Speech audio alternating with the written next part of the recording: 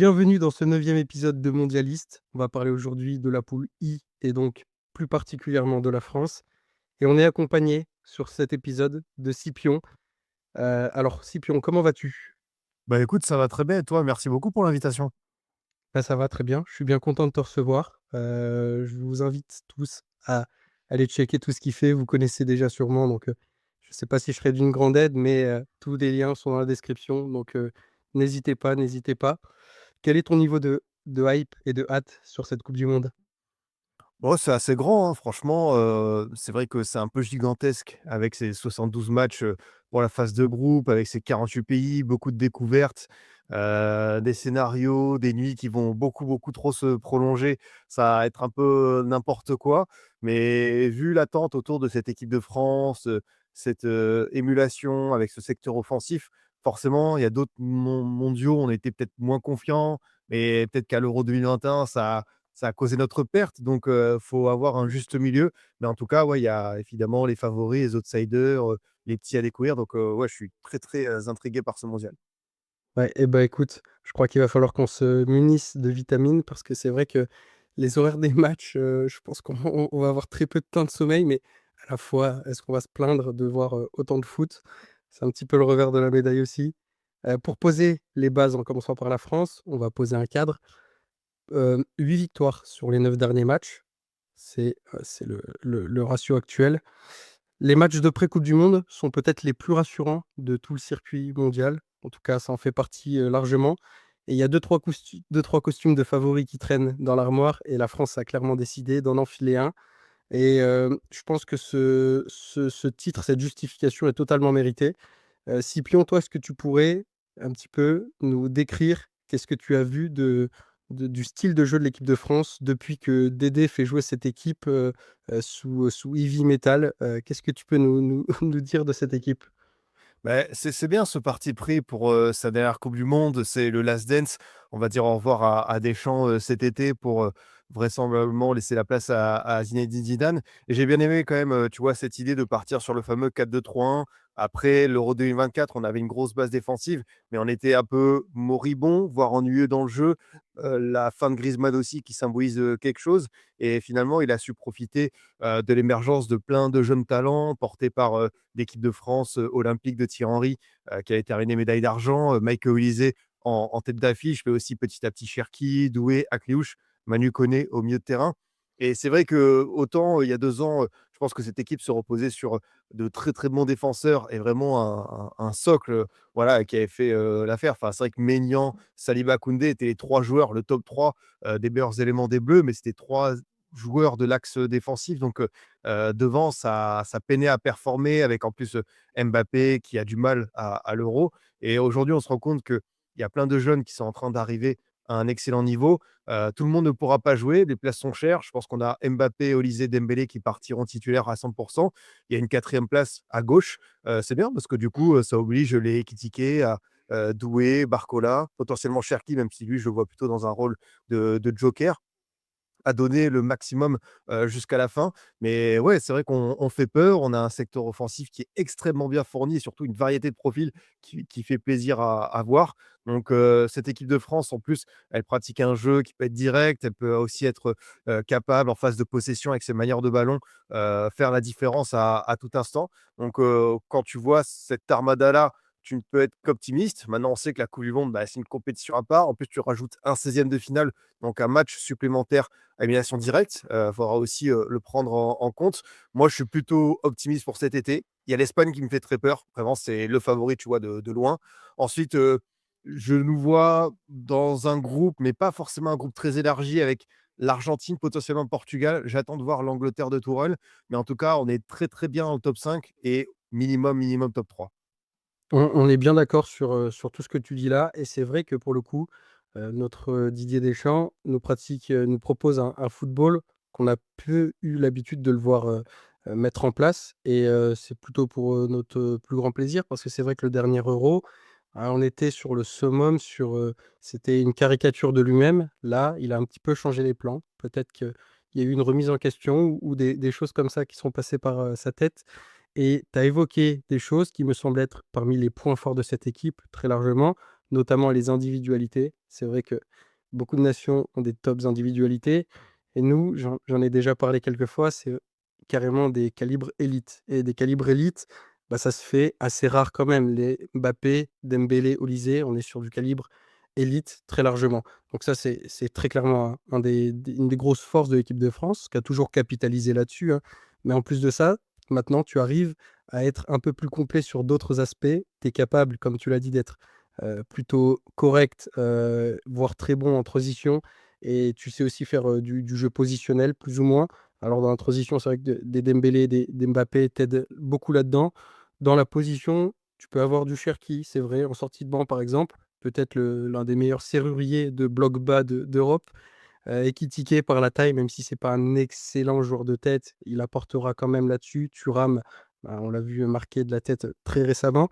Donc c'est vrai qu'en fait, on arrive maintenant à avoir des individualités, mais en plus, faire partie de ces équipes nationales qui arrivent à pratiquer plusieurs sortes de football et ça, c'est assez nouveau quand même, hein. Il y a quelques nations qui arrivent à le pratiquer, l'Espagne est dedans depuis, l'avènement de Yamal, de Nico Williams lors de la dernière compétition internationale qui était l'Euro. L'Allemagne aussi, dans une moindre mesure, elle arrive à pratiquer un football, qui peut toucher les 2 pans, et ça, c'est peut-être les plus grosses forces de l'équipe de France. Est-ce que tu en vois d'autres? L'habitude de la coupe du monde version Deschamps, ce sera son 4e, mondial. Il en a fait aussi en tant que joueur, donc ça compte. Le fait de l'avoir remporté, d'être, aussi le finaliste en titre, c'est une équipe qui va arriver avec des certitudes. Tu as Mbappé aussi qui, comme je te dis tout à l'heure, à l'Euro, a déçu, trop de pression. La deuxième fois, c'était avec aussi le nez cassé, puis, il était pas dans les bonnes dispositions, hein. Il attendait ce transfert au Real pour, rebondir, découvrir, autre chose. Et là, pour le coup, j'ai l'impression qu'on est vraiment sur une équipe de France qui maîtrise son sujet. Il y a aussi la notion de vie de groupe. Finalement, on va avoir la liste le 14 mai, mais on connaît, 95 des contours de ce groupe de 25-26 joueurs. Il y a d'autres années, ont été un peu plus en flou. Là, c'est un peu qui va être le 6e milieu, le 8e attaquant. Mmh. Est-ce qu'on prend Maxence Lacroix comme 4e, 5e central? Enfin, c'est des casse-tête de riches, mais tant mieux parce Oui, c'est qu'évidemment, vrai. ça veut dire que depuis, alors évidemment, le cycle des champs s'étire depuis, 14 ans, mais même depuis 2 ans pour, la continuité, la post-Euro 2024, on a construit quand même, une belle base solide.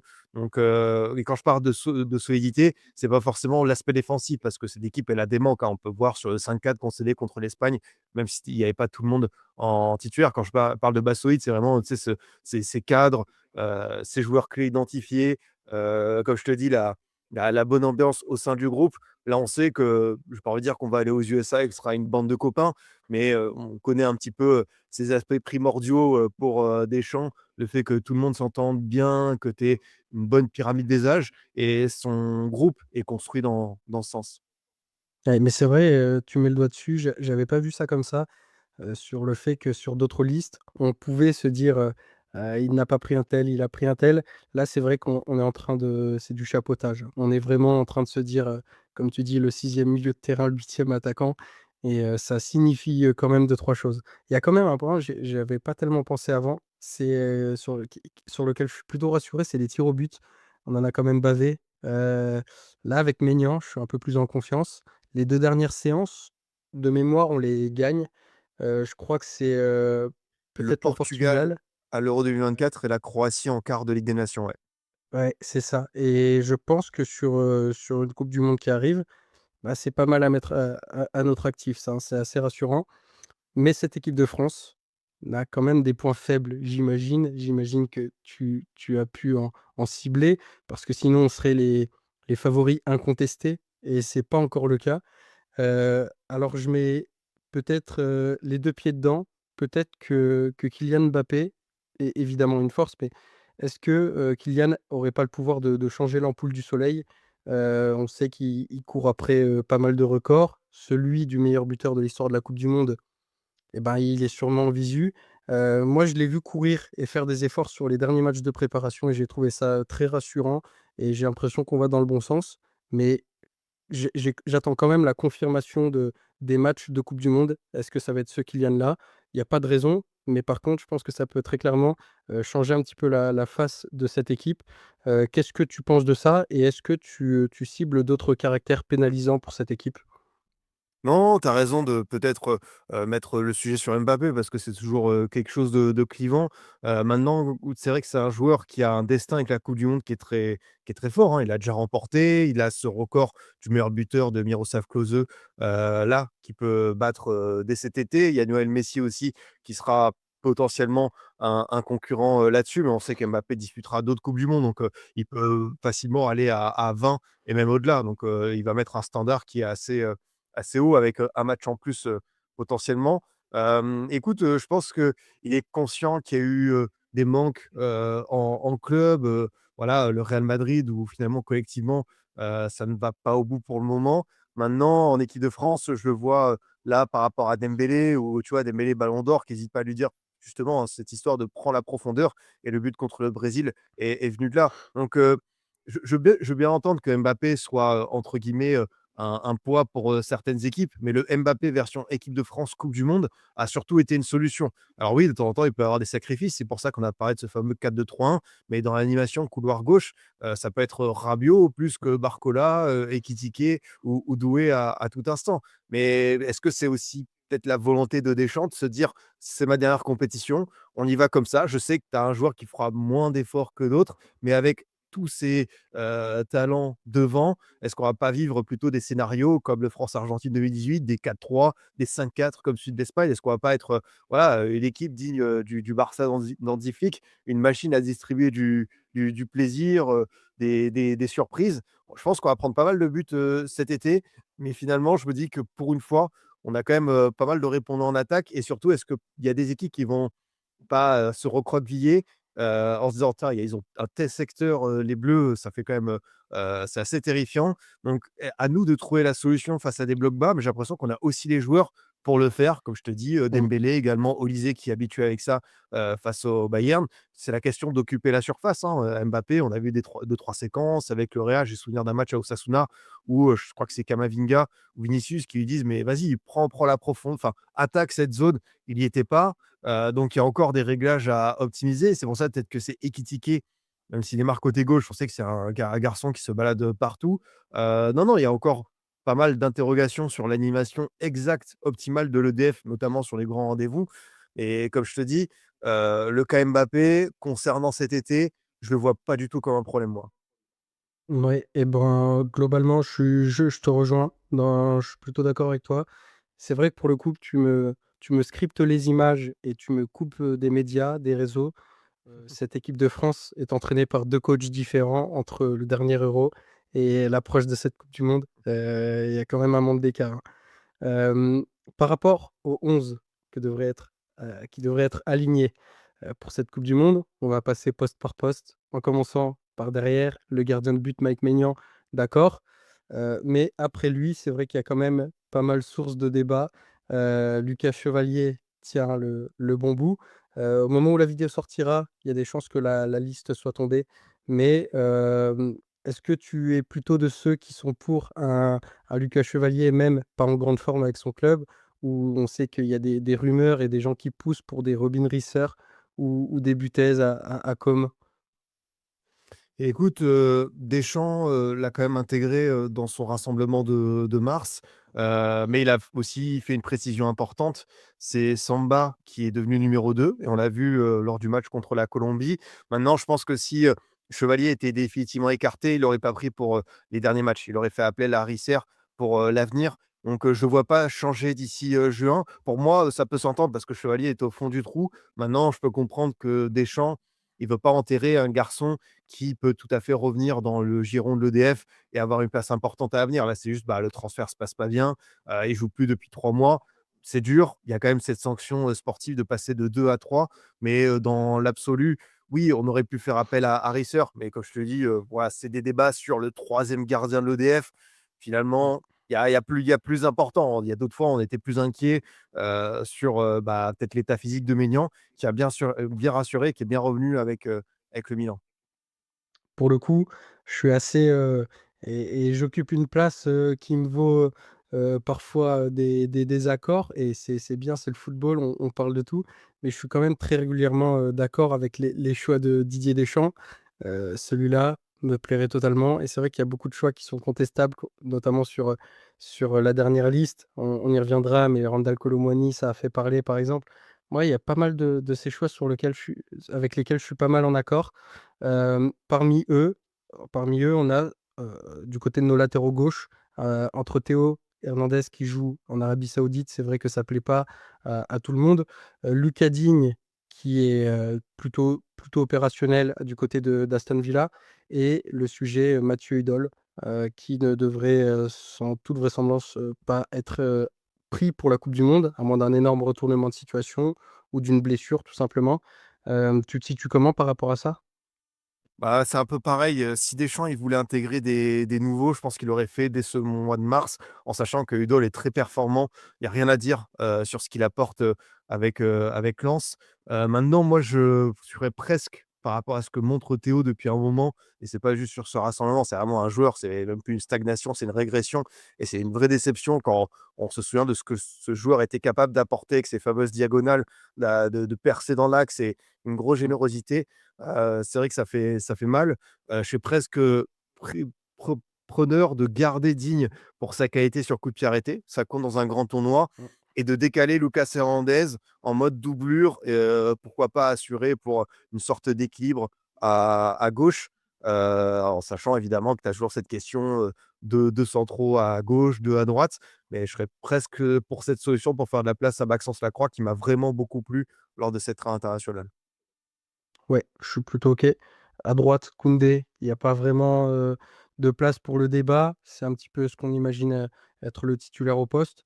Dans l'axe, c'est pareil, on est assez c'est vrai qu'il y a pas mal de postes sur lesquels on est assez fixé. Je pense que la charnière pourrait ressembler à Upamecano Saliba, mais Konaté, il y a un monde où il est là. C'était, la charnière avec Upamecano qui avait aussi bien fonctionné. Je pense que le sujet va plutôt être au milieu de terrain. C'est vrai que c'est peut-être la plus grosse interrogation. Attends, je dis ça, je viens de me rappeler qu'il y avait les offensifs juste après. Non, non, c'est vrai qu'il y a ça aussi. Mais en tout cas, le double pivot, j'ai l'impression que la question, c'est qui pour accompagner Tchouaméni? Alors on n'est pas obligé de l'inclure forcément dans le débat. Je pense que d'autres solutions sont aussi envisageables et bonnes. Je ne sais pas encore quelle est la bonne réponse. Mais, là où on se plaignait d'un secteur, alors à notre échelle, c'est un problème de riche, mais plus défaillant, sur ce poste-là peut-être que sur d'autres, ben, on se retrouve quand même à avoir pas mal de choix. Hem, Toi, ça serait quoi ton choix et quel est pour toi le choix que va faire Didier Deschamps? C'est une très bonne, question. Je pense que Tchouaméni sera l'homme de base, par rapport à son vécu en EDF.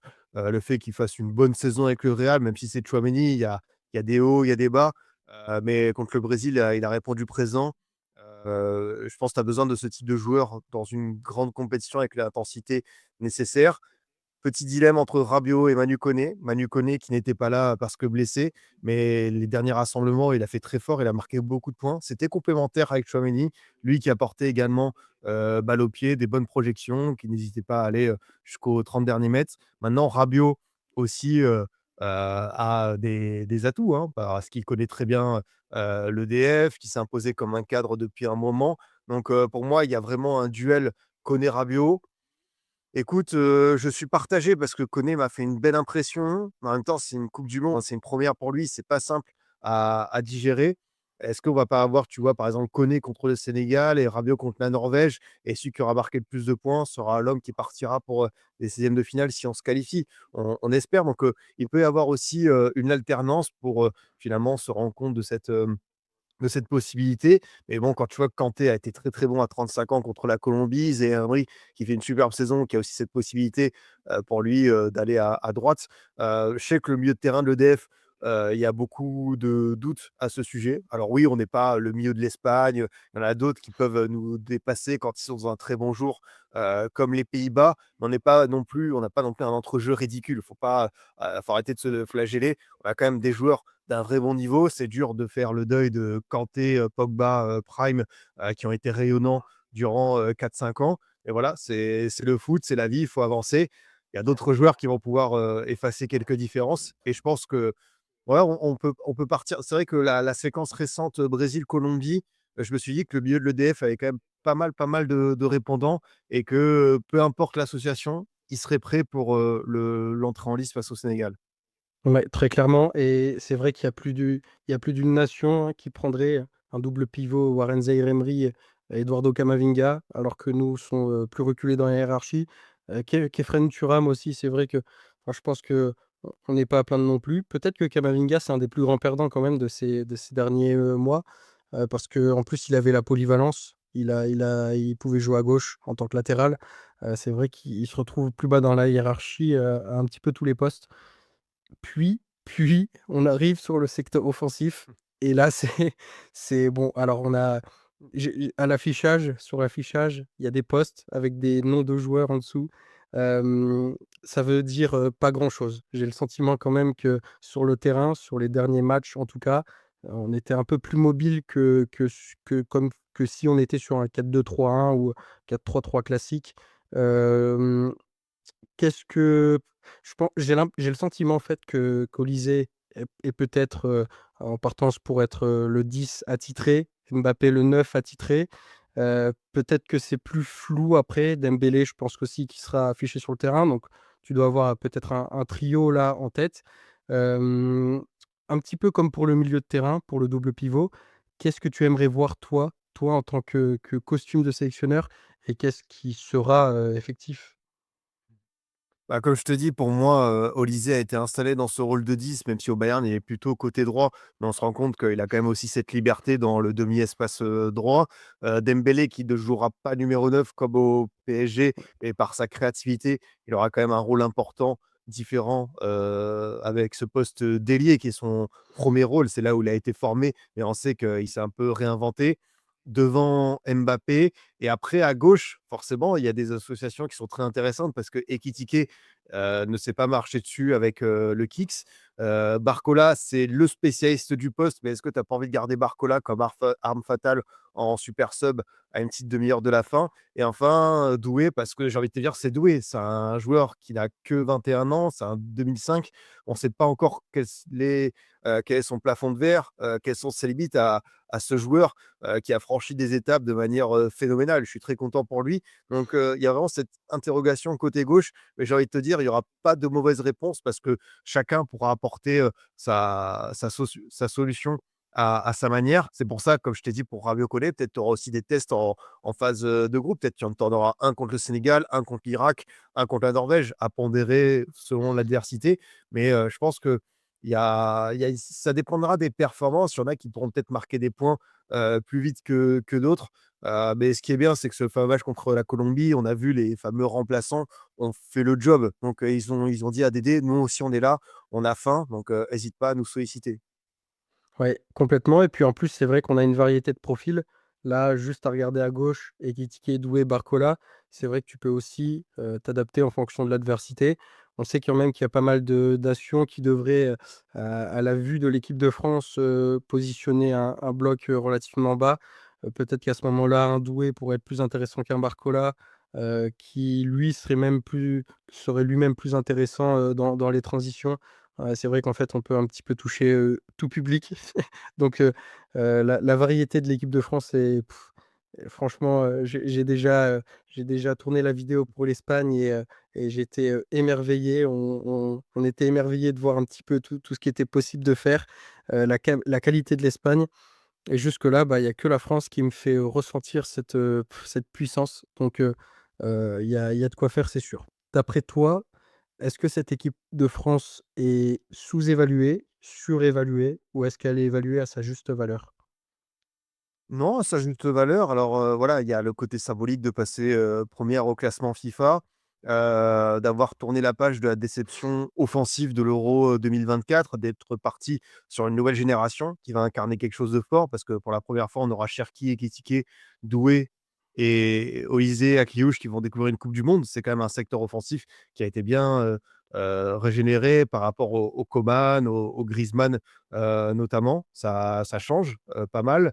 Maintenant, je sais qu'on fait peur à l'étranger, faut pas le sous-estimer. Alors l'équipe de France a quand même quelque chose de très fort. On peut voir, c'est peut-être anecdotique, hein, mais la popularité de Mbappé quand il s'est chauffé contre la Colombie, c'est un nom qui parle à tout le monde. Donc, il va être quand même l'ambassadeur de quelque chose de très fort. Maintenant, bah, comme je te dis, il y aura du répondant. L'Espagne, pour moi, est vraiment à un petit écart avec les autres, mais pour se batailler, si on doit faire, on doit attendre le faux pas espagnol, selon la répartition dans le tableau final. L'équipe de France, va faire son parcours, je pense. Il y a certains adversaires qui pourront te faire douter, les retrouvailles potentielles avec, l'Argentine. Tu vois, tu as le Portugal qui a quand même beaucoup, beaucoup de talent individuel. Maintenant, ce qu'on perçoit de cette équipe, j'ai l'impression que je vais pas dire qu'il y a une forme de petite réconciliation. Il faut attendre encore, la compétition officielle, mais cette séquence de mars a peut-être permis à certaines personnes de se rendre compte que l'EDF a bien évolué, qu'on est passé par quelques tests, une Ligue des Nations qui était pas, toujours, hyper, enrichissante, mais on a quand même gagné 3 en Italie avec, pas mal de choses montrées, également une victoire en Belgique. Tu as eu ce fameux match contre l'Espagne, demi de Ligue des Nations. On a aussi avant, tu vois, renversé la Croatie, donc dans ce chemin, jusqu'à la qualification, Deschamps a semé quelques pierres qui me paraissent plutôt, opportuns, et je pense qu'on est prêt, on sera prêt, et c'est vrai que la perception extérieure de l'équipe de France reste primordiale, et cette équipe, elle intrigue, elle fascine, et je pense qu'elle terrifie aussi. Mais tu as mis le doigt dessus là, c'est vrai qu'on a été habitué à des matchs de préparation compliqués, hein. Les matchs juste avant notamment les coupes du monde, c'est vrai qu'à chaque fois on était, pas loin de pioncer, hein. C'était, c'était assez soporifique. Hem, on tombe quand même dans une poule qui semble être la poule de la mort. On va avoir alors la malchance de jouer ces équipes, mais à la fois la chance d'avoir, des matchs tellement intéressants dès le départ. Je pense qu'on a tous été un petit peu pareil au moment du tirage au sort, qu'on n'a pas compris, on a eu des sauts d'humeur, on n'a pas compris l'arrivée de la Norvège dans notre poule.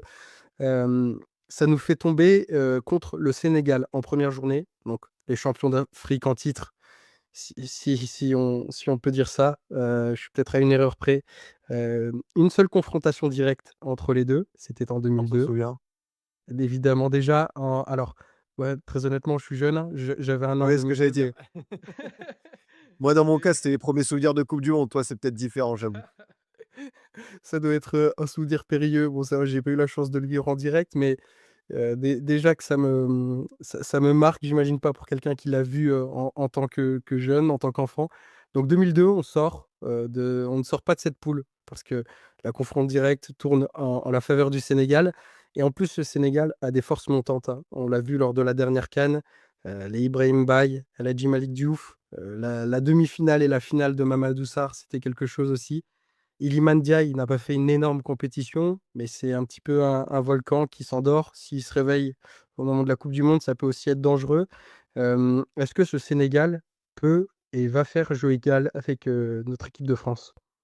Ah, en tout cas, c'est un très bel adversaire. Franchement, tu as bien résumé, planté, le décor. Pas simple. Celui de l'Allemagne aussi avec, Équateur et Côte d'Ivoire, il va être, assez périlleux. Maintenant, bah, c'est vrai que c'est un match d'ouverture. Le Sénégal a montré beaucoup de choses. Le Sénégal a tout pour être le Maroc, 2022 passé à 2026 et faire un très, très beau parcours. Maintenant, bah, je sais pas à quel match m'attendre. Est-ce que le Sénégal va vraiment attendre les Bleus, se recroqueviller? Mais est-ce que c'est la bonne solution? Est-ce que défensivement, tu peux tenir? En Afrique, enfin, à la CAN, tu as pu le faire. Là, tu as quand même des attaquants d'un autre niveau.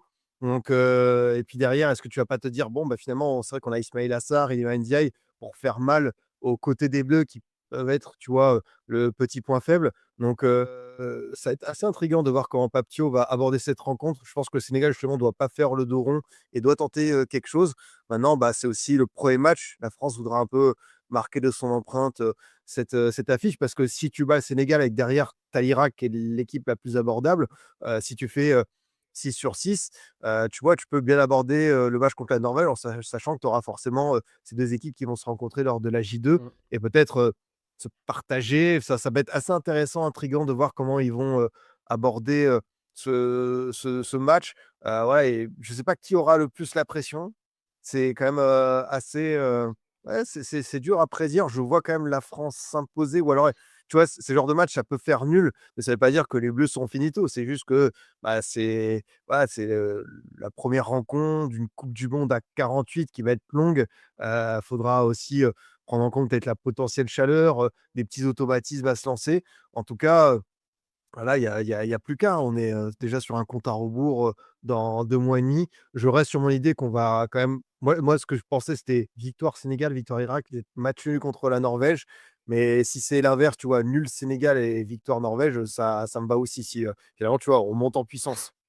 Ouais, complètement et puis en plus, c'est vrai que comme c'est un premier match, on aura peut-être tendance et puis le Sénégal aussi, à être peut-être plus timoré, peut-être, plus prudent en tout cas et en plus, c'est vrai que ce premier match aura une importance, sur la deuxième journée qui est donc l'Irak, qui est, bah, le match le plus simple, hein, sur le papier, de cette poule. C'est vrai que, si tu arrives sur cette deuxième journée avec déjà 3 points, bah, tu pourras peut-être te permettre, sans trop de langue de bois, de souffler un tout petit peu. Même si attention, évidemment, on va prendre personne de haut. Hem, Par contre, la J3, on tombe là contre la Norvège. C'est une équipe qu'on connaît quand même déjà bien, 12 confrontations avec la Norvège, mais pas sûr qu'on ait déjà rencontré une Norvège aussi forte que celle-ci, aussi dangereuse. Haaland va jouer sa première coupe du monde. J'avais peur qu'on assiste à un scénario à la Ryan Giggs ou à la George Best. Mmh. Non, non, Haaland va bien jouer une coupe du monde, c'est magnifique. Alors, difficile de se situer, j'ai le sentiment par rapport à la Norvège.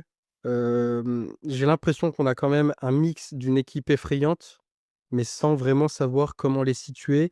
Est-ce que, on est sur un outsider hype, ou alors est-ce qu'on est réellement sur un top 10 monde si on fait un power ranking actuellement?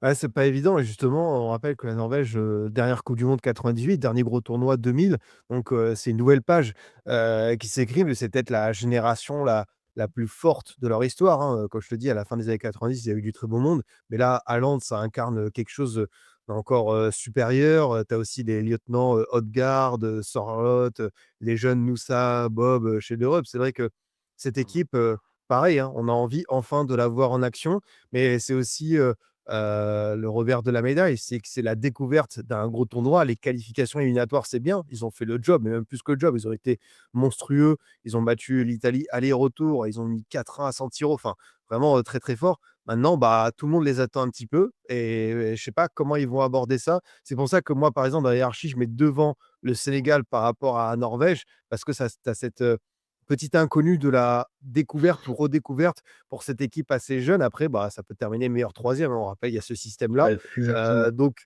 je me dis, je pense est-ce que c'est bien de les tomber peut-être en troisième match? Ça aurait été bien presque de le faire le premier comme ça, eux, tu vois, il y a la découverte du mondial. Est-ce qu'ils auraient été, pas envie de dire tétanisés? Mais pour le coup, je me demande comment cette équipe va vraiment, prendre en compte ce sentiment de revenir dans un mondial et comme tu l'as dit, d'être très, très vite un des outsiders où les gens vont beaucoup, beaucoup miser sur eux, peut-être plus que, bah, le Sénégal, plus que la Suisse, plus que l'Équateur.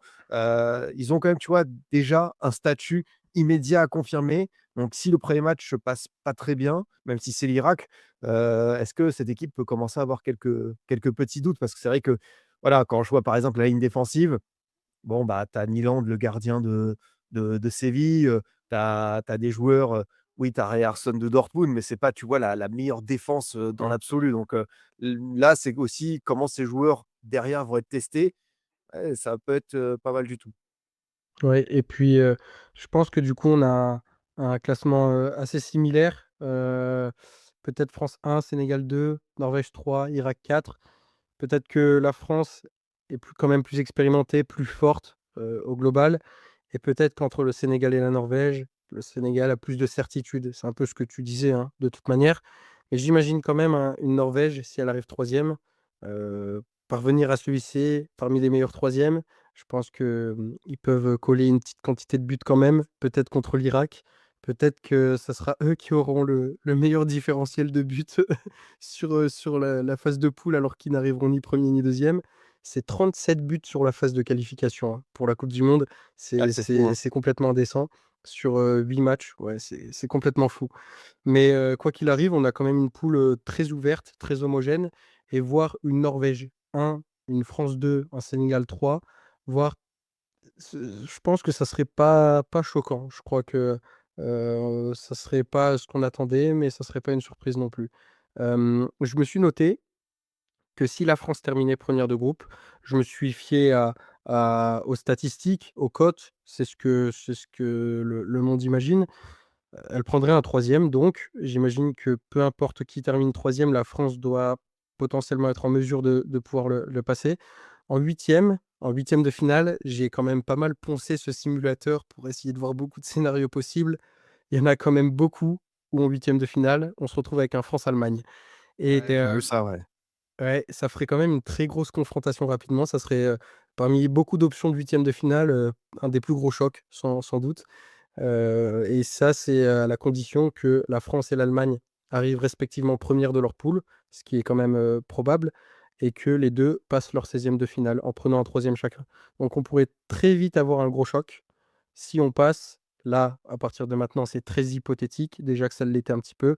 On pourrait prendre potentiellement les Pays-Bas. C'est ce que les cotes, racontent, le plus facilement, où pour le coup, tu t'en sors peut-être un petit peu mieux que l'autre côté où tu pourrais avoir l'Angleterre, l'Espagne, le Portugal, l'Argentine.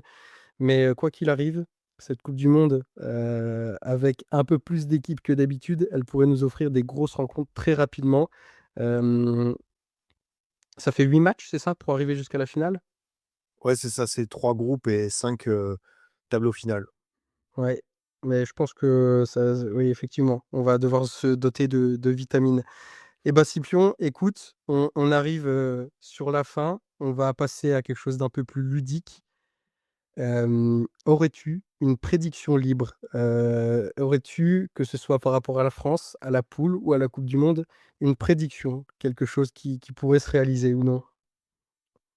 Ouf, j'ai pas encore réfléchi à toutes mes prédictions, mes takes, coupe du monde.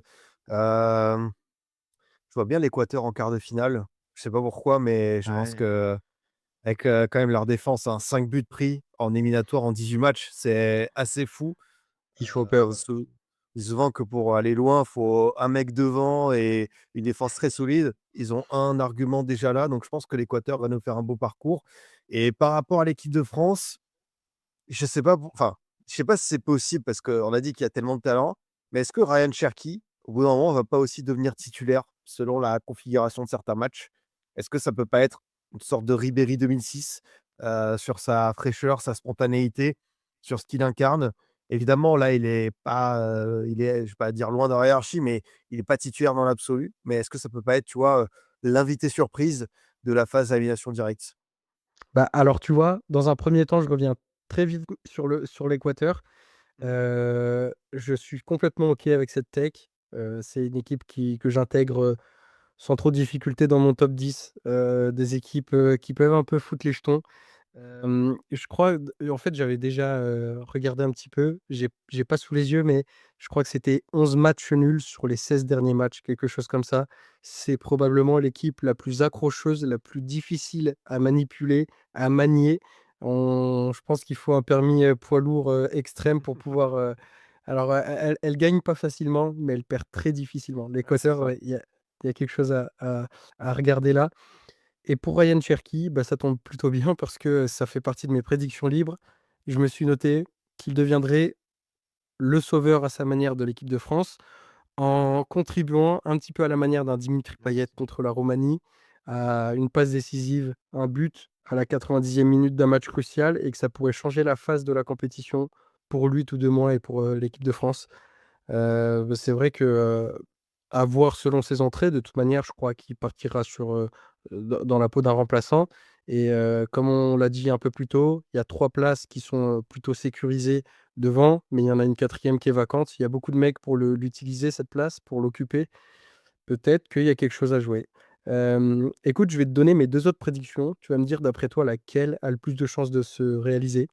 Allez. La première, c'était Mbappé ne dépasse pas Miroslav Klose. Il en est à 12, Klose en est à 16 et je me suis dit, comme argumentaire très, très peu fondé, très, très peu fondé, attention, c'est ça alimentera l'histoire pour la prochaine coupe du monde quand il aura 31 ans.